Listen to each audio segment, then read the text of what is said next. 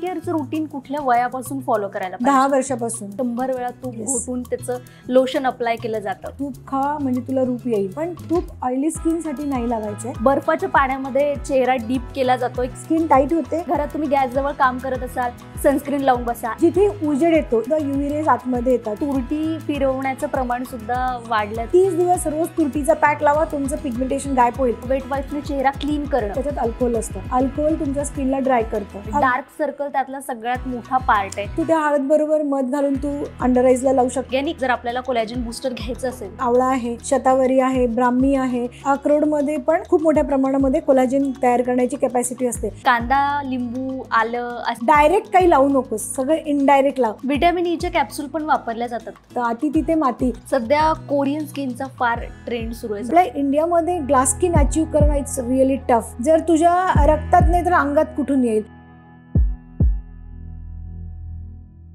नमस्कार मंडळी, आजच्या आपल्या नव्या कोऱ्या पॉडकास्टमध्ये तुम्हा सगळ्यांचं स्वागत आहे. उन्हाळ्याचे दिवस आहेत आणि खूप सारे स्किन इश्यूज सध्या तयार होतात. स्किन बर्न असेल, स्किन टॅनिंग असेल, बऱ्याच गोष्टी आपल्याला सतावत राहतात आणि या सगळ्यासाठी आपण काहीतरी उपाय शोधत असतो आणि खूप मोठं मार्केट आहे या सगळ्या प्रोडक्टचं. आणि नेमकं आपल्या स्किनला काय सूट होणार आहे हे आपल्याला कळत नाही, आपण कन्फ्यूज होतो. काहीतरी सोशल मीडियावरती बघून आपण अप्लाय करतो आणि मग नको ते प्रॉब्लेम्स क्रिएट होतात. या सगळ्यावर बोलण्यासाठी आपल्याला तज्ज्ञ लोकांची गरज असते आणि ते तज्ज्ञ आज आपल्याकडे आलेले आहेत. नेहा खरे आज आपल्यासोबत आहेत.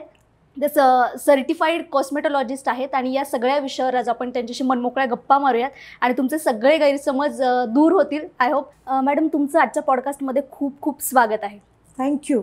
Thank you so much Anuja. तर सगळ्यात आधी आपण सोशल मीडियावरती सर्रास बघतोय सध्या की उन्हाळ्यामुळे त्वचेला थंडावा मिळावा म्हणून बर्फाच्या पाण्यामध्ये चेहरा डीप केला जातोय किंवा डायरेक्ट आईस क्यूब आपल्या स्किनवरती फिरवले जातात. येस. तर हे योग्य आहे का, असं सतत डायरेक्ट बर्फ अप्लाय करणं? आपण हे सगळं कुठून बघितलं माहिती आहे? Social media, Instagram, Alia Bhatt, Deepika Padukone आणि या सगळ्यांमुळे सगळी लोक काय करायला लागले. आणि आता उन्हाळा सुरू झाला आहे, तर उन्हाळ्यामध्ये प्रत्येकाला असं वाटतं की माझ्या स्किनमधनं ऑइल येणार नाही आहे जर मी बर्फाच्या पाण्यामध्ये माझा फेस डिप केला तर. हे बघ, काही काळाकरता त्याचे पोर बर्फाच्या पाण्यामुळे क्लॉग होतील, काही काळामध्ये तुमचं ऑइल त्यांनी कंट्रोल होईल, पण स्किन टाईटनिंग इफेक्ट पण मिळेल. पण तू हे रोज नाही करू शकत. कारण काय होतं की आईस आहे, आईस बर्न एक प्रकार असतो, म्हणजे बर्फाचं पण बर्निंग होतं स्किनला. स्किनच्या आतमध्ये ज्या वेन्स असतात, बारीक बारीक नाजूक रक्तवाहिन्या असतात, त्यासुद्धा डॅमेज होऊ शकतात तू जर रोजचं बर्फ वापरलं तर. आणि दुसरं म्हणजे बर्फाचं टेम्परेचर, आपल्या बॉडी टेम्परेचर याच्यामध्ये खूप मोठी तफावत असते. आणि आठवड्यातून 1-2 वेळा केलं तर ठीक आहे, पण ऊन रोज आहे म्हणून तू रोज उन्हात जाण्यापूर्वी बर्फामध्ये तुझा चेहरा डीप करणं अतिशय चुकीचं आहे. तू मेकअपसाठी ह्याचा वापर करू शकते, म्हणजे मेकअप करण्याच्या आधी, ते पण ओकेजनली की कधी कधी केलं, बाकीच्या वेळी नाही, रोज नाही, कधीतरी एकदा ठीक आहे. म्हणजे तात्पुरता थंडावा मिळतो म्हणून बर्फाचं पाणी अप्लाय केलं जावं की त्यामुळे स्किन टाईट वगैरे होते, असं काही आहे? फक्त तात्पुरतंच मिळतं. जे काही मिळतं ते बर्फाच्या पाण्यामुळे. थंडाव्याच्या व्यतिरिक्त स्किन टाईट होते, पोर त्याचे बंद होतात, त्यामुळे काय होतं, ऑइलचं सिक्रेशन काही काळापुरतं तरी आपण थोडंसं थांबवू शकतो. 3 तास, 4 तास, 5 तास, पण त्याच्यापेक्षा जास्त नाही. आणि त्या एका गोष्टीसाठी तुम्ही रोज स्किनला डॅमेज नाही करू शकत. कारण काय होतं की परत तेच की आईस बर्न होण्याची शक्यता असते आणि त्याच्या वेन्स पण डॅमेज होण्याची शक्यता असते, म्हणून रोज नाही करायचं. ओके. सनस्क्रीनबद्दल पण असंच आहे की आता SPF 50चं सनस्क्रीन आपल्याकडे लावलं जावं असं म्हटलं जातं, पण असं आहे की सनस्क्रीन तुम्ही घरात असाल तेव्हाही लावा. बाहेर तर ऑब्व्हियसली आपल्याला ते लावावंच लागतं उन्हामुळे, पण घरात तुम्ही गॅसजवळ काम करत असाल, सनस्क्रीन लावून बसा. AC मध्ये इवन काम करत असाल तरी सनस्क्रीन लावा. तर गरजेचं आहे का कंटिन्यू आपण सनस्क्रीन अप्लाय करत राहणं? आत्ता इथलीच गोष्ट घेऊया. आपण आत्ता स्टुडिओत बसलो आहे, बाहेर टेम्परेचर 40 डिग्री सेल्सिअस आहे आणि तू म्हणशील की मी आत्ता उन्हात जाणार नाही आहे, तर मी काही सनस्क्रीन लावत नाही, मी तर इंडोर बसली आहे, माझ्यावरती सावली आहे, मला कुठेही जायचं नाही आहे. पण आपल्या ह्या ज्या काचा असतात, ग्लास असतं, त्याच्यातून सुद्धा UV रेज आतमध्ये येतात. आपण कार चालवताना सुद्धा UV रेज आतमध्ये येतात. इनफॅक्ट आपण घरामध्ये, किचनमध्ये जरी काम करत असलो ना, तरी खिडक्यांमधनं सगळीकडे जिथे उजेड येतो, UVA, UVB आणि UVC असे 3 रेज सूर्याचे निघतात आणि त्यातले सगळे रेज आपल्या स्किनपर्यंत कुठल्या ना कुठल्या मार्गाने पोहोचत असतात. मग तुम्ही घरात असा नाहीतर बाहेर असा. बाहेर असाल तर त्याचा प्रादुर्भाव जास्त मोठ्या प्रमाणात होतो आणि घरात असेल तर थोडं कमी पण होतोच. त्यामुळे सकाळी उठल्यानंतर ब्रश केल्या केल्या तुम्ही सनस्क्रीन अप्लाय करणं अत्यंत गरजेचं आहे. तुम्ही घरात असो नाही तर बाहेर असो, दोन्ही वेळेला. ओके, म्हणजे उन्हाळ्याच्या दिवसांमध्ये तर कंटिन्यू लावलंच पाहिजे. परत तिथे एक छोटीशी चूक होते, फक्त उन्हाळ्यात नाही, तू हिवाळ्यात पण, पावसाळ्यात 12 पण महिने. आणि 12 महिने पण. कारण तुझं ऊन हे असं होतच नाही की सूर्योदय होत नाही, सूर्योदय रोज होतो आणि सूर्यप्रकाश रोज आतमध्ये येतो. त्यामुळे त्या UV रेज तुझ्यापर्यंत पोहोचतात. तुला सनस्क्रीन अप्लाय करणं एकदम कंपल्सरी आहे. आणि उन्हाळ्याच्या दिवसांमध्ये स्किन जास्त ड्राय होते, कारण पाण्याचं प्रमाण बरेचदा पाणी बरोबर. पित नाहीत काही लोक, येस येस येस आणि त्यासाठी मॉइश्चरायझर आपण अप्लाय करतो की Right. स्किन हायड्रेट राहावी. येस. पण काही बायका अशा असतात की ज्यांचं म्हणणं असतं की मी बाहेर गेल्यानंतरच मॉइश्चरायझर लावेल, मी आता घरातच आहे, मला काही गरज नाहीये, बाहेर बरोबर. गेल्यानंतर मी लावते. Yeah. पण मग घरात असल्यानंतर स्किन ड्राय होत नाही का, की फक्त बाहेर गेल्यावरच होते? अरे आपल्याकडे ना गैरसमज खूप पटकन होतात. समज चांगले समजून घ्यायला पटकन तयारी नसते. त्याच्यातलाच हा एक प्रकार आहे. आपण जरी बसलो असलो ना शांत, आपल्या स्किनचं रिज्युनेशन हा एक प्रकार असतो. जे स्किनचं जे सेल टर्नओव्हर असतं ते 30 दिवसाचं सायकल असतं आणि ते प्रत्येक दिवशी प्रत्येक मिनिटाला आपल्या सेलमध्ये परिणाम होत असतात. सेल तयार होतात, परत ते वाढतात, परत ते मृत होतात आणि त्याचं आपलं डेड स्किन निघून जायचं हे सायकल कंटिन्यू चालू असतं. तू घराच्या बाहेर जा, तू घरात बस, तुझं हे स्किनमधलं मॉइश्चर किंवा हायड्रेशन हे कमी कमी होतच जातं आणि हे होतंच. त्यामुळे तुला त्याच्यावरती आता आपण असं म्हणतो बघ, आता मी कपडे घातले तर कपडे घातल्यामुळे माझं स्किनला फक्त कव्हरेज होतं आहे, म्हणजे आतून नरिशमेंट मिळते आहे का? नाही. नरिशमेंटसाठी मला खायला प्यायला लागतंच आहे. तर खूप वेळ लोक म्हणतात की मॉइश्चरायझर ना, हाताचं जे सॉफ्टनेस आहे तो खाण्यापिण्यावर अवलंबून आहे. 100%. पण त्याच्याबरोबर अजून एक 100% गोष्ट अशी आहे ना की इंटरनल आणि एक्सटर्नल दोन्ही केअर त्यासाठी इम्पॉर्टंट आहे. म्हणजे तुला आतून छान हायड्रेशनसाठी पाणी प्यायचं आहे, खायचं आहे आणि बाहेरून तुला मॉइश्चरायझर लावायचंच आहे. तू घरात बस नाही तर बाहेर, कारण तुझ्या स्किनमधलं हायड्रेशन कंटिन्यू कमी होत आहे. हातांवरचं हायड्रेशन कंटिन्यू जाते. तू काम कर, नको करू, तू एका जागी नुसती अशी हात लावून जरी बसलीस तरी तुझ्या स्किनमधलं हायड्रेशन कमीच होणार आहे आणि केसांमधलं पण. पण असं ओव्हर मॉइश्चराइज जर केलं आपल्या स्किनला, बरोबर. तर त्याचा काही इफेक्ट आहे का, साईड इफेक्ट होतो का? कारण आपण बाहेरचे प्रोडक्ट लावणार आहोत येस, मॉइश्चरायझर, त्यामुळे ते जास्त प्रमाणात जर लावलं गेलं तर त्याचे काही साईड इफेक्ट आहेत? मी तुला याच्यात एक गमतीची गोष्ट सांगेल. माझी एक मैत्रीण आहे आणि ती ना, ते आपण एखाद्या गोष्टीने बघ, आपण असं काहीतरी होतं की ती कंटिन्यू तेच तेच करत राहते. तर ती दिवसभर आहे ना, कर अप्लाय मॉइश्चरायझर, कर, चेहरा दिसला की पटकन जा, परत दर अर्धा एक तासांनी परत मॉइश्चरायझर. घरातच असते ती घर, पण तिला असं एक हे झालंय फॉबियासारखं की सारखं काही दिसलं की मॉइश्चरायझर लाव, काही दिसलं की लाव. त्यांनी काय झालं आहे की कंटिन्यू तिच्या स्किन अशी ऑइली दिसायला लागली आहे. कंटिन्यू ती तिचे पोर्स जे आहेत ते कंटिन्यू क्लॉग व्हायला लागलेत. म्हणजे मॉइश्चरायझर त्याच्यात जाऊन जाऊन ते पोर ब्लॉक झालेत. म्हणजे तुम्ही जर जास्त प्रमाणामध्ये मॉइश्चरायझर लावलं तर तुमची स्किन पण डॅमेज होऊ शकते. कारण ओव्हर मॉइश्चरायझिंगनी तुम्हाला पिंपल्सचा त्रास होऊ शकतो. ओव्हर मॉइश्चरायझिंगनी तुमचे पोर्सला प्रॉब्लेम होऊ शकतो आणि हे डस्ट परत त्या मॉइश्चरायझरच्या वरती जाणार आहेत. सगळ्या गोष्टींचं ना एक लिमिट असतं की तुम्ही दिवसातनं 2दाच मॉइश्चरायझर अप्लाय करा. एकदा तुमची आंघोळ झाल्यानंतर आणि 4-5 वाजता जेव्हा तुम्हाला वाटेल की अरे आपल्याला थोडंसं डिहायड्रेटेड वाटतं आहे, at that time you can reapply moisturiser. पण त्यापेक्षा जास्त नाही. याला काही ऑर्गॅनिक तुम्ही अल्टरनेट सांगू शकता का? अरे ॲलोवेरा जेल तर आपल्याकडे फेमसच आहे. आपल्या आयुर्वेदामध्ये त्याचं खूप व्हॅल्यू दिलेली आहे की तुम्ही ॲलोवेरा जेल, फक्त आता कसं की स्किनच्या प्रकारानुसार आपल्याला ॲलोवेरा जेल लावावं लागतं. म्हणजे ॲलोवेरा जेल तू घेतलं, गुलाब पाण्यामध्ये मिक्स करून लावलं तर ते तू ऑइली स्किनसाठी वापरू शकते. ड्राय स्किनसाठी वापरायचं असेल तर ॲलोवेरा जेल आणि मध एकत्र करून तू वापरू शकते. असे तुझे कॉम्बिनेशन्स करून तू मॉइश्चरायझर म्हणून घरामध्ये वापरू शकते. बाहेर जाताना बघ त्याच्यावरती धूळ डस्ट बसण्याची शक्यता थोडी जास्त असते, पण घरी हरकत नाही तुला वापरायला. जसं बर्फाचं आपण बोललो की सोशल मीडियावरती बघून ते स्किन डीप करण्याचं प्रमाण वाढलंय, तसं तुरटी फिरवण्याचं प्रमाण सुद्धा वाढल्याचं पाहायला मिळते. कारण सोशल मीडियावरती बरंच कंटेंट आहे तुरटीशी रिलेटेड. तर तुरटी आपण बऱ्याचदा पाणी शुद्ध करण्यासाठी वापरतो. तसं स्किनला प्युअर करण्यासाठी, प्युरिफिकेशनसाठी आपण म्हणूयात की डेड स्किन असेल ती निघून जात असेल तर तुरटी डायरेक्ट फिरवणं किंवा वारंवार फिरवण्यामुळे काय काय साईड इफेक्ट होऊ शकतात? हे बघ, जसं आपण म्हणतो की कुठल्याही गोष्टीचा अतिरेक चांगला नसतो. आता मी एक इंस्टाग्रामला एक फेमस गोष्ट अशी बघितली आहे जी खूप लोक फॉलो करतात की तुम्ही 30 दिवस रोज तुरटीचा पॅक लावा, तुमचं पिगमेंटेशन गायब होईल. तुम्ही 40 दिवस रोज तुरटी चेहऱ्यावरती फिरवा, तुमचं ऑइल कंट्रोल होईल. प्लीज. हे तुरटी आहे, छान आहे. तुरटीमुळे स्किन टाईट होते, तुरटीमुळे ऑइल कंट्रोल होतं, तुरटीमुळे तुम्हाला एक ब्लिचिंग इफेक्ट मिळतो चेहऱ्याला. पण तुरटीचे दुसरे साईड इफेक्ट असे आहेत की तुरटी तुमच्या स्किनला अति ड्राय करतं, तुमच्या स्किनला फ्लेकी बनवतं, तुमच्या स्किनला डिहायड्रेटेड करतं. त्यामुळे तुरटी वापरत असाल तर एक तर तुम्हाला बॅलन्स कळला पाहिजे की तुम्ही तुरटी लावताय, तुमचं पर्पज काय. तुरटीने तुम्हाला समजा पिगमेंटेशनवरती काम करताय, तुम्ही तुरटीचं पॅक लावला, तुरटीमध्ये काही मिक्स करून दही मिक्स केलं, चेहऱ्याला लावलं, पण त्याच्यानंतर तुम्ही त्याला मॉइश्चरायझर आणि सनस्क्रीन लावायला विसरू नका. कारण असं नका करू की अरे मी आता तुरटी फिरवली आहे मग मी मॉइश्चरायझर लावणार नाही, किंवा मी तुरटी लावली आहे मग मी त्याला मॉइश्चरायझर, जे आपण मेकअपच्या आधी पण काही लोक करायला लागलेत. तर त्याच्यातसुद्धा असं आहे की तुम्ही जर रोज मेकअप अप्लाय करत असाल, तर तू ऑफिसला रोज येते किंवा मी माझ्या कामावरती रोज जाते, तर मी रोज मेकअप करते, तर मी रोज तुरटी लावली तर माझी स्किन माझ्या वयोगटाप्रमाणे अजून जास्त ड्रायनेसकडे घेऊन जाईल, अजून जास्त लाईन्स रिंकल्सकडे घेऊन जाईल. तर तुरटीला बाकीचे पर्याय शोधा, आणि तुरटी आठवड्यातनं एकदा किंवा दोनदा अप्लाय करायला हरकत नाही, पण रोज नाही. वेट वाईप्सचा पण वापर केला जातो मेकअप काढण्यासाठी. आता वेट वाईप्स हे अर्थात केमिकल त्याच्यामध्ये काहीतरी वापरलेलं असणार, ते काही ऑर्गॅनिक आपण नाही म्हणू शकत, त्याला फ्लेवर्स असतात. पण दररोज वेट वाईप्सने चेहरा क्लीन करणं कितपत योग्य आहे? जसं तू म्हणाली की वेट वाईपमध्ये काहीतरी असतं केमिकल, तर बऱ्याच वेळा त्याच्यात अल्कोहोल असतं. अल्कोहोल तुमच्या स्किनला ड्राय करतं, पहिली गोष्ट.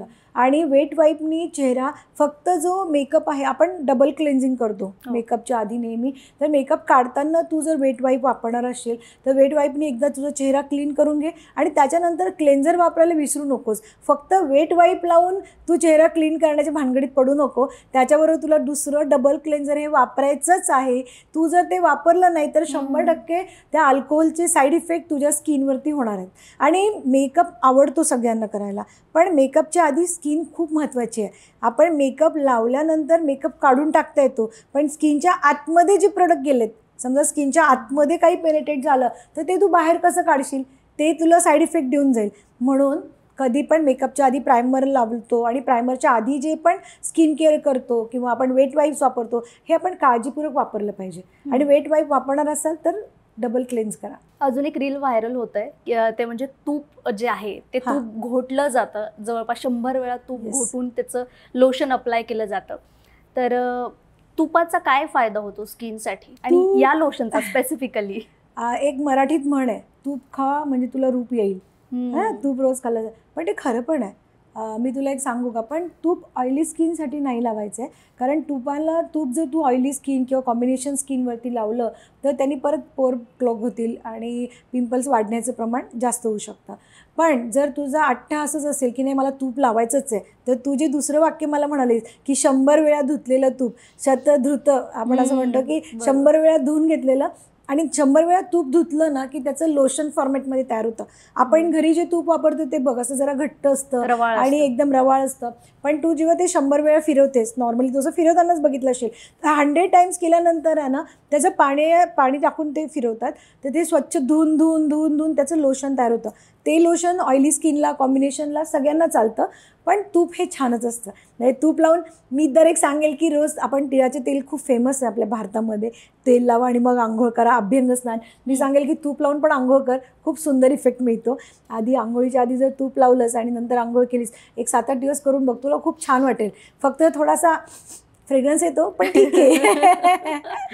म्हणजे तुपाने केलेलं अभ्यंग स्नान, तुपाने केलेलं अभ्यंग, आणि खूप छान रिझल्ट आहे आणि मस्तच आहे.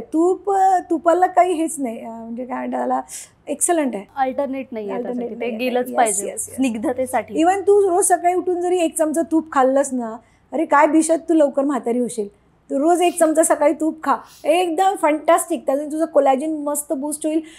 तुला जे आपण म्हणतो ना शुगर क्रेविंग्स होणार नाही, साखर आपल्याला खावीशी वाटते, त्यामुळे आपण प्रोटीन कमी खाल्लं जातं आपल्याकडे. ह्या सगळ्यावरती एकच मात्र आहे, रोज सकाळी उठलं की आधी 1 चमचाभर तूप खाऊन टाकायचं. तूप आहे असे बरेच पदार्थ आहेत की जे आपण जसं इंटेक घेतो शरीराच्या आतमध्ये, तसंच ते बाहेर एक्सटर्नली पण लावलं. जसं तुम्ही तुपाचं सांगितलं, बरोबर. एक फेस पॅक आहे आपली आजी आई ते लावत आले, ते म्हणजे बेसन पिठाचं ते फेस पॅक असतं, ज्यात मध आणि हळद वगैरे मिक्स करून लावलं जातं. तर हे किती फायदेशीर आहे, हे याचा काही साईड इफेक्ट किंवा कुठल्या स्किन टाईपसाठी ते वापरायला की सर्रास कुठल्याही स्किनसाठी ते चालू शकतं? मला आजीनी, जसं तुला तुझ्या आजीनी सांगितलं असेल, मला माझ्या आजीनी, आईनी, इनफॅक्ट लहानपणी आपल्याला वाटीमध्ये कालवून बेसन दुधाने घासून आंघोळ घातली आहे. पण याच्यामध्ये त्यावेळेला त्यांनी बेसनचं सायन्स बघितलं नव्हतं.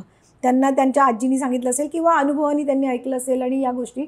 पण बेसन स्किनला ड्राय करतं. त्यामुळे बेसनबरोबर तू कॉम्बिनेशनमध्ये काय वापरते, म्हणजे बेसन आणि तू पाणी घेतलंस तर ते ऑइली स्किनवरती काम करेल. बेसन आणि दही एकत्र करून लावलंस तर ते ड्राय स्किनला चालून येतं. कॉम्बिनेशनमध्ये काम केलं पाहिजे बेसनबरोबर काम करायचं असेल तर. म्हणून मध पण घालतात बघ. बेसन, मध, दही आणि दूध असं एकत्र पॅक करून आपण जर स्किनला लावला तर त्याने चांगला इफेक्ट मिळतो. पण फक्त बेसन लावलंस तर तुझी स्किन खूप ड्राय होते. त्यामुळे फक्त बेसनबरोबर कॉम्बिनेशनमध्ये काम कर. आणि ते पण आपल्या स्किन टाईपनुसार, स्किनच्या टाईपनुसार एकदम परफेक्ट. पाणी ऍड करायचंय की दही ऍड करायचंय, मध ऍड करायचंय. आणि आपल्या किचनमध्ये नॉर्मली दही, दूध, दही, मध आणि बेसन या सगळ्या गोष्टी खूप आरामात असतात. त्यामुळे त्या इझिली आपण घरामध्ये वापरू शकतो, रोजच्या रोज करून ठेवू शकतो. फक्त आपल्या घरातल्यांची स्किन कशी आहे त्या पद्धतीने पॅक तयार करा. स्किन टाईप ओळखण्याची सिंपल ट्रिक काय? पहिलं तर आपले डोळे, आपल्या डोळ्यांनीच आपण प्रत्येकाला व्हिज्युअलाइज करत असतो की ड्राय स्किन आहे, कॉम्बिनेशन स्किन आहे. आणि दुसरं सायंटिफिक पद्धत म्हणशील तर ब्लॉटिंग पेपर येतो. ब्लॉटिंग पेपर तुला मिळतो मार्केटमध्ये खूप इझिली. तर तो 1-2-3 तास काही स्किनला लावायचं नाही, फेस वॉश करायचं नाही, काही नाही. त्याच्यानंतर एक ब्लॉटिंग पेपर घ्यायचा आणि स्किनवरती सगळ्या बाजूला ठेवून बघायचा की तू कुठे कुठे ठेवणार आहेस. जिथे तुला त्या ब्लॉटिंग पेपरवर ऑइल दिसतं तर तू समजायची तुझी स्किन ऑइली आहे. हा एकदम सोपा पद्धत आहे. बाकी माहिती आहे का, ड्राय स्किन नेहमी त्याच्यावरती ओपन पोर नसतात, ती ड्राय फ्लेकी असते, ती थोडीशी टाईट असते. आणि ऑइली स्किन बघशील तर ओपन पोर्स खूप असतात. पिंपल्सचा त्रास असू शकतो, रेडनेस असतो स्किनमध्ये, टी झोन नेहमी चमकतच असतो. चमकणारी स्किन म्हणजे ऑइली स्किन, हे पहिलं असतं. आणि जी चमकत नाही ती ड्राय असते. आणि जी एकदम अशी छान बॅलन्स दिसते ती नॉर्मल असते. हे आपण येस कॉम्बिनेशनला तर मध्ये चमक, बाकीचं सगळं ड्राय. ओके, मग त्यानुसार आपण हे सगळे प्रोडक्ट कुठली पण गोष्ट आहे ना स्किन अनालिसिस केल्याशिवाय स्वतःची. आणि हो, स्किन पण आहे ना प्रत्येक ऋतूनुसार बदलत जाते. म्हणजे हेच विचारायचं होतं की प्रत्येक वयानुसार आणि ऋतूनुसार कशी बदलत जाते स्किन. अरे साधं सोपं गोष्ट आहे ना की उन्हाळ्यामध्ये आपण वॉटर हायड्रेटेड स्किन असते, हिवाळ्यामध्ये ऑइल कमी पडतं स्किनला, आणि पावसाळ्यामध्ये कॉम्बिनेशनमध्ये चालतं. म्हणजे कधी हायड्रेटेड असेल कोणी, कारण वातावरण तसं असतं, दमट वातावरण असतं, कधी पाऊस पडतो, कधी उजेडतं. पण एज ग्रुपमध्ये तुला मी सांगते 10 वर्ष ते 15-20 वर्षापर्यंतची जी मुलं असतात त्यांच्यामध्ये हार्मोन्स बदलायला सुरुवात होते. तर त्याच वेळेला 10 ते जो 20 गट आहे त्यामध्ये स्किन ऑइली होऊ शकते. स्किन शक्यतो ड्राय नसते त्या वयोगटामध्ये. 10 ते 20 वयोगटामध्ये स्किनमध्ये खूप चेंजेस होतात. आणि हे अर्थात हार्मोन्समुळे होतात. आणि most of the time oily skin व्हायला लागते, कारण त्यावेळेला तेलग्रंथी आणि घामग्रंथी ह्या खूप मोठ्या प्रमाणामध्ये ॲक्टिवेट व्हायला सुरुवात होते. 20 ते 30 वयोगट जो आहे त्यामध्ये पण प्युबर्टी एज असतं. त्या हार्मोन्स खूप मोठ्या प्रमाणामध्ये स्राव करत असतात. बाहेर मुलांचं जाण्याचं प्रमाण खूप वाढलेलं असतं. खाण्यापिण्याच्या सवयी बदललेल्या असतात.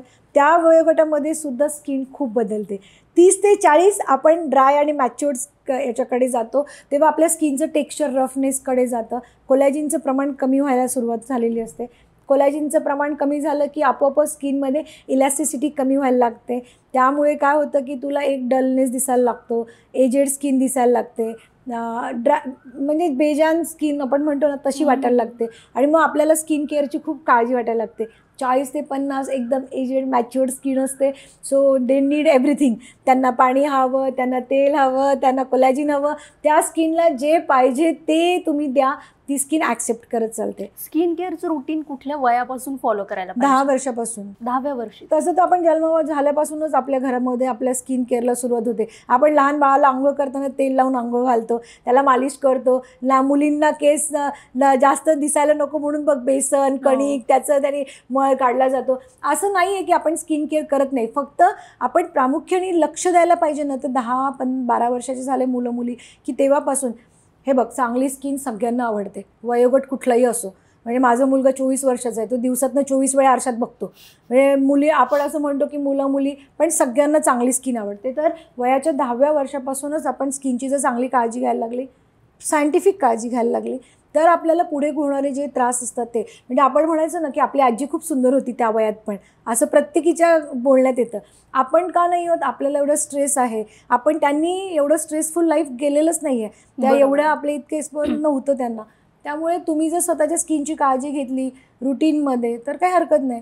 जसं आपण रोज अंघोळ करतो, रोज ब्रश करतो, तसंच आपल्याला रोज स्किनची काळजी घ्यायची आहे, हेअरची काळजी घ्यायची आहे. हे तुझं रुटीनमध्ये असलं पाहिजे, ह्याच्यामध्ये वेगळं काही नाही.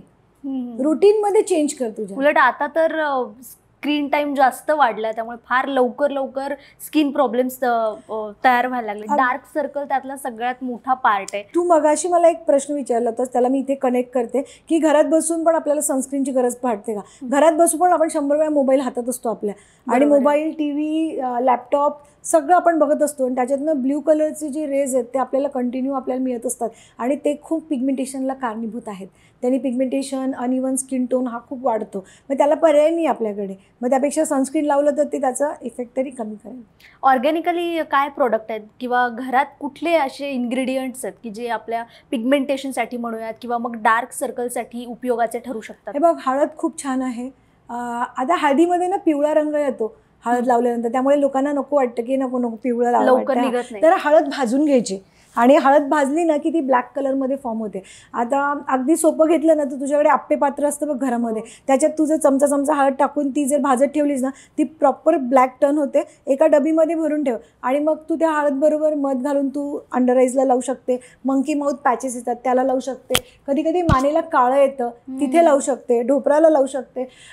हळद आणि मधाबरोबरच तू कॉफीचाही वापर करू शकते.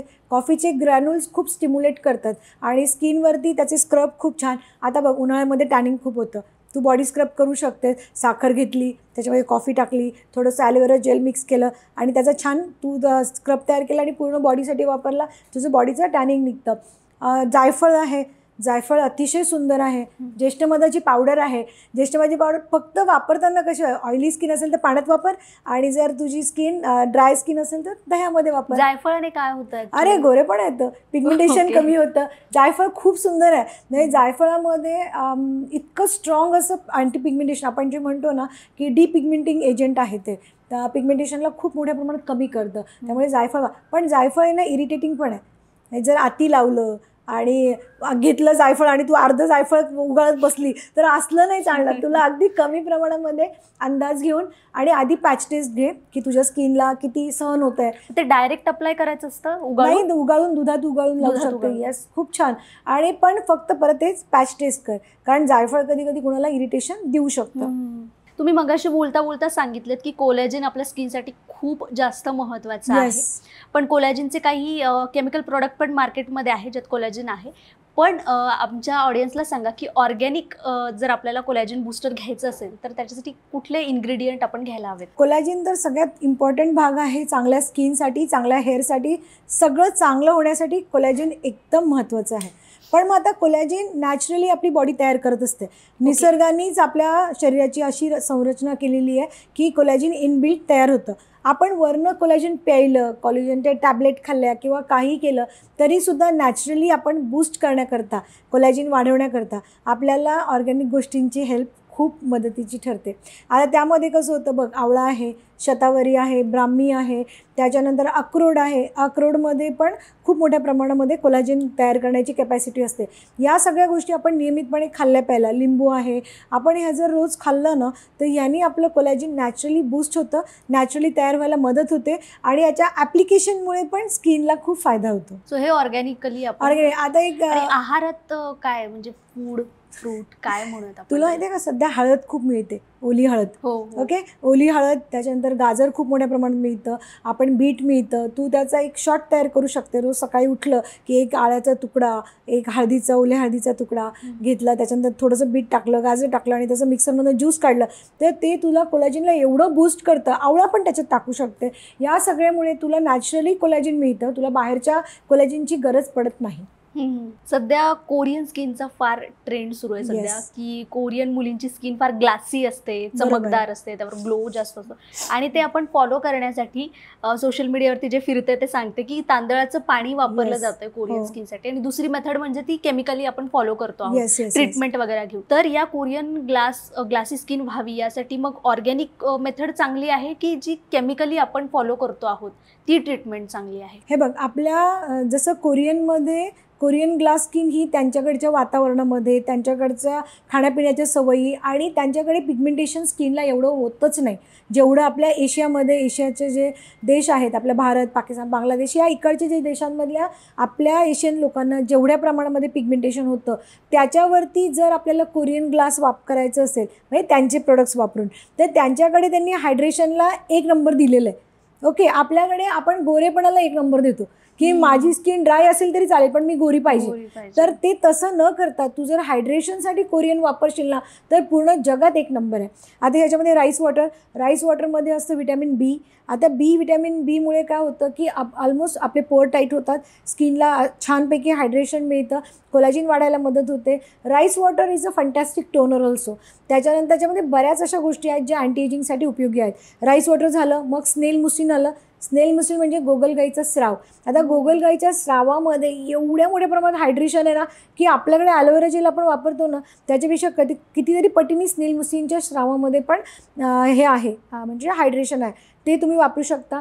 गोट्टुकोला म्हणजे ब्राह्मी किंवा आपण मंडूकपर्णी म्हणतो त्याला आयुर्वेदामध्ये, त्या पर्णांचा वापरसुद्धा आपण हायड्रेशनसाठी किंवा आपल्या स्किन केअरमध्ये करू शकतो.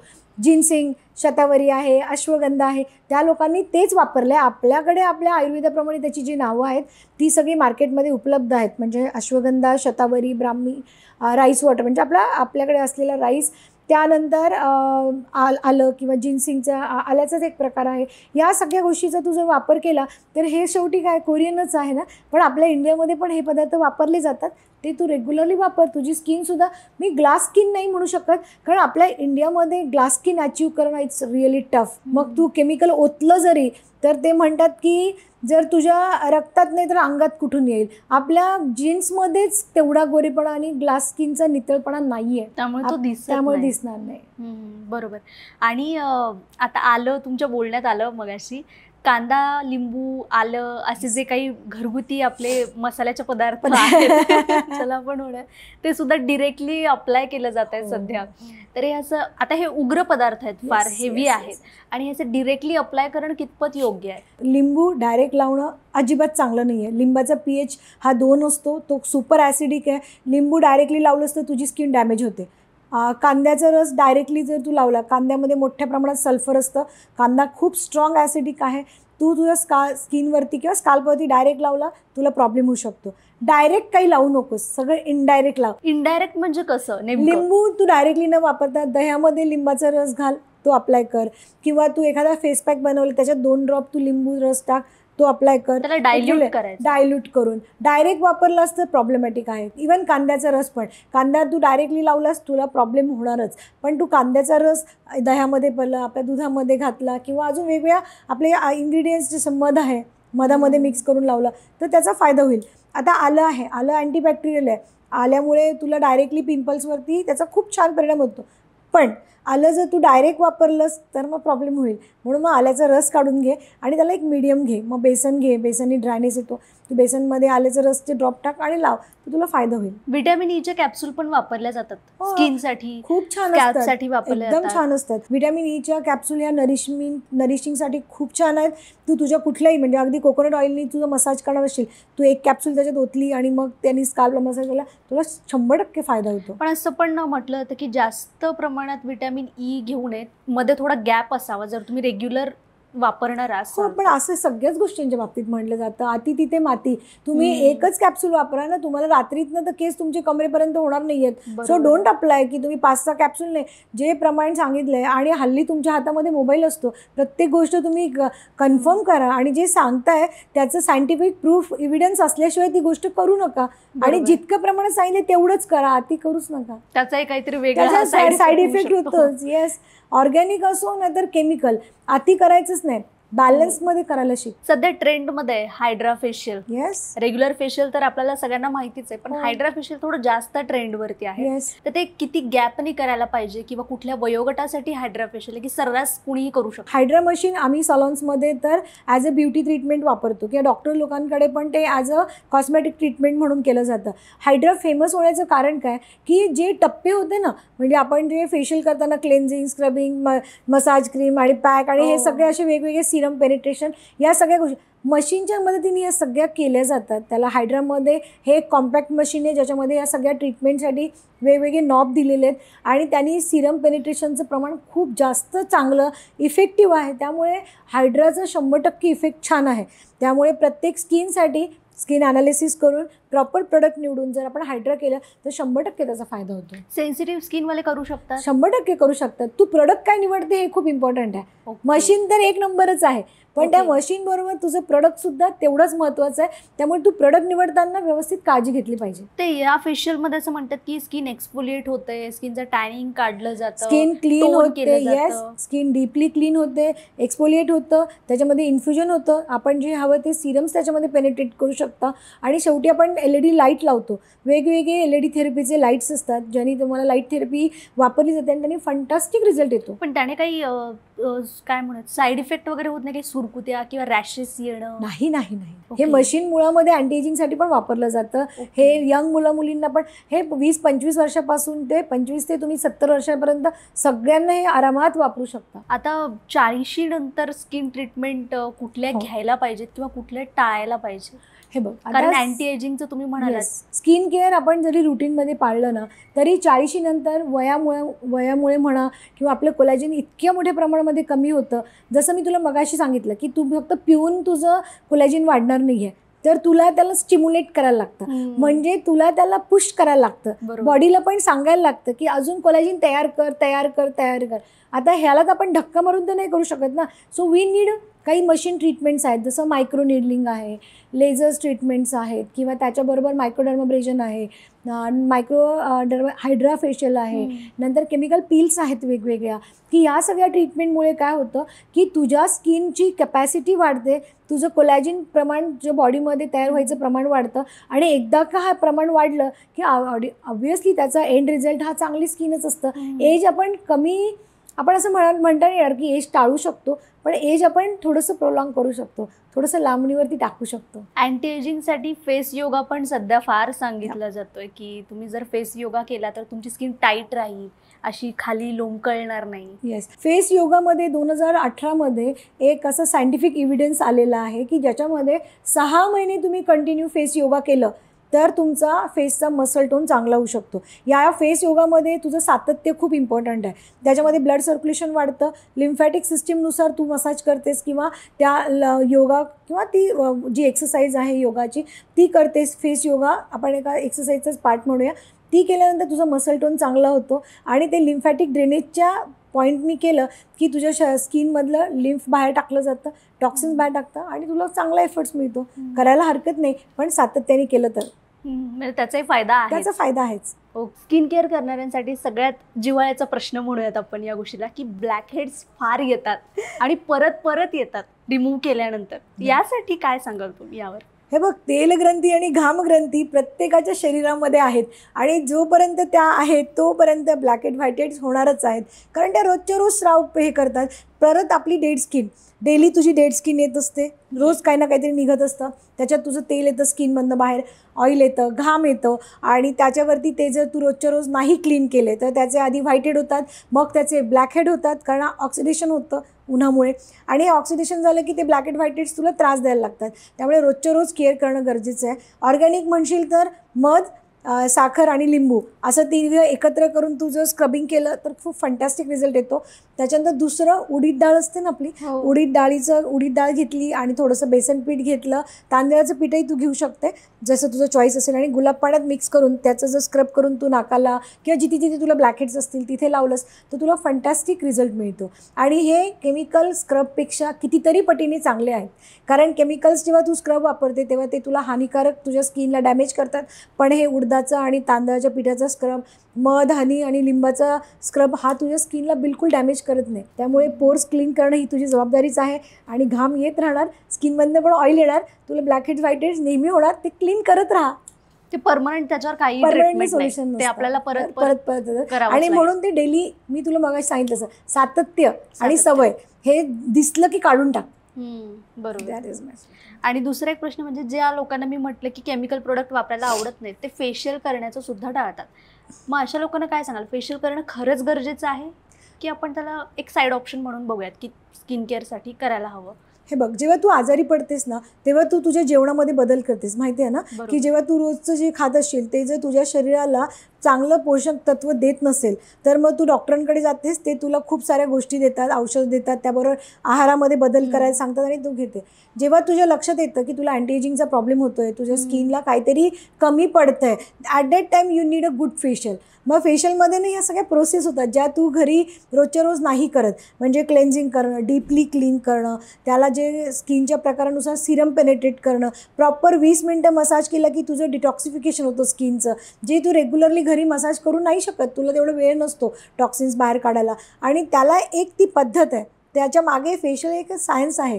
ते असं फक्त मज्जा करायची गोष्ट नाही आहे, इट्स अ सायन्स. आणि ते सायन्स बेस्ड फेशियल केलंस तर रिझल्ट छान येतो. आणि ते मंथली सायकलप्रमाणे करायला पाहिजे. ज्याचं पिरियड सायकल ज्याप्रमाणे असेल, 25 दिवस असेल, 30 दिवस असेल, त्या पद्धतीने तुम्ही मंथली ते फेशियल करायलाच पाहिजे. आज आपण जे काही बोललो ते सगळं, मला असं वाटतं या सगळ्या गप्पांमधून आपल्या ऑडियन्सचे गैरसमज नक्कीच दूर झालेले असतील. पण सगळ्यांना पडणारा एक प्रश्न म्हणजे ज्या लोकांना केमिकल प्रोडक्ट अपीलच होत नाहीत, ते वापरतच नाहीत, अगदी सनस्क्रीन सुद्धा ते मग लावत नाहीत का तर ते केमिकल बेस्ड असतं. मग अशा लोकांनी घरगुती प्रोडक्ट वापरून ऑर्गॅनिकली आपल्या त्वचेची, शरीराची कशा पद्धतीने काळजी घ्यायला हवी? सवय लाव, हा एकच शब्दात मी सांगेल, सवय आणि सातत्य. सवय म्हणजे काय की रोज जसं ब्रश करते, अंघोळ करते, तसंच आज आपण एपिसोडमध्ये सगळेच पॉईंट्स कव्हर केले. हे सगळे जरी त्यांनी रेग्युलरली वापरले आणि हा त्यांच्या रुटीनचा भाग केला तर त्यांची स्किन अप्रतिम होईल. मी सुद्धा करते आहे, कारण मला सुद्धा माझी स्किन खूप छान हवी आहे. तर मला सुद्धा वाटतं की मी ऑर्गॅनिक पद्धतीने जावं, मी ऑर्गॅनिक गोष्टी वापरून बघाव्या, पण त्या रोज वापरल्या तर फायदा होतो. असं नाही आहे की मी आज लावलं आणि मी 8 दिवस काही नाही केलं आणि 8व्या दिवशी मी परत अरे मी मागच्या आठवड्यात जायफळ लावलं होतं मग मला परत पिगमेंटेशन का आलं. नाही, तुला रेग्युलरली गोष्टी कराव्या लागतील. तुला रेग्युलरली ह्या गोष्टींची सवय लावावी लागेल. रोजच्या रोज स्वतःची काळजी ऑर्गॅनिक पद्धतीने घेतली तर तुझी स्किन खूप छान. शेवटी काय ना, निसर्ग आपल्याला सगळं भरभरून दिलेलं आहे निसर्गाने, आपण त्याचा उपयोग भरभरून केला पाहिजे. तर ह्या सगळ्या गोष्टी वापरा, घरातच असतात, बाहेर जायची पण गरज नाही आहे. आणि रेग्युलरली लावलं तर स्किन छान होते आणि हेअर पण. करेक्ट. अगदी हसत खेळत तुम्ही सगळ्या प्रश्नांची उत्तरं आम्हाला दिली, फार छान वाटलं. आणि आपल्या सगळ्या प्रेक्षकांना पण त्यांची उत्तरं मिळाली असतील नक्कीच. आणि तुम्हाला आजचा हा एपिसोड कसा वाटला आम्हाला नक्की सांगा. आणि अजून कुठल्या विषयांवर गप्पा मारायला तुम्हाला आवडेल हेही कमेंटमध्ये नक्की कळवा. थँक्यू.